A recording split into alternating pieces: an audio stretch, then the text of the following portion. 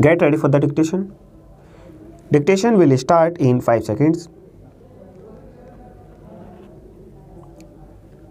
Start.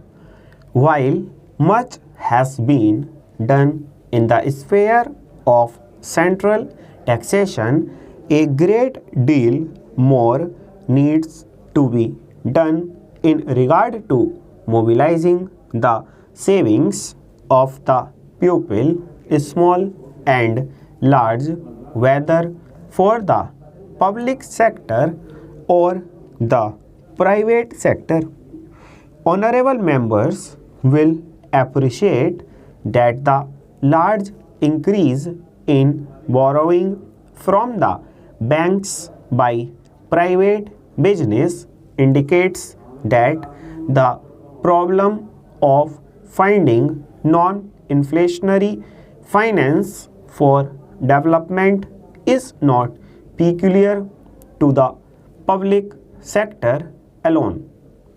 It is often said by critics of the public sector that the public sector is able to fight what might be called great inflationary threat to finance or the money that is created.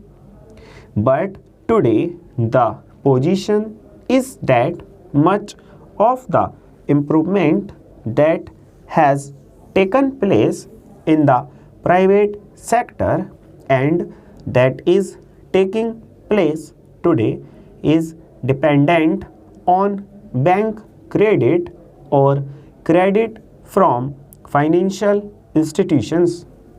Therefore, the cry that government are the major contributories in regard to inflation by spending in the public sector would not be correct. But I do not say that that in itself is wrong because it means some development. It also throws upon the government the responsibility for keeping a more watchful eye on monetary movements than they normally have to do. Therefore, it makes it all the more necessary for us to mobilize the savings of the pupil, and the problem of internal resources for the plan rests on that at the present juncture. My colleague speaking yesterday spoke about small savings, so that I will content myself with impressing once again on honorable members the organizational and other efforts that we must make to promote savings. If internal resources are yet to be avoided from becoming a bottleneck in our plan implementation. While I am still on the subject of internal resources, I would like to refer to one point made by our House's financial expert.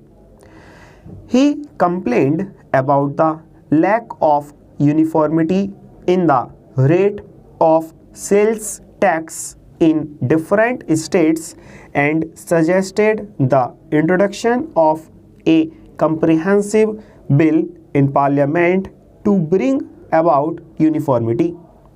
The first point to remember in this context is that taxation of sales or purchases inside a state is a state subject, while that on sales or purchases in the course of interstate trade is a union subject.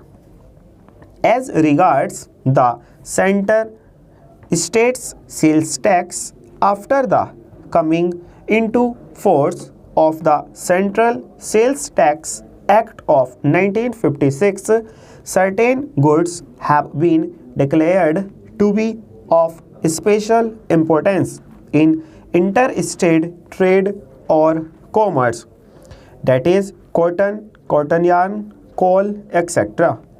On these commodities, restrictions have been imposed on the powers of states to levy tax full stop.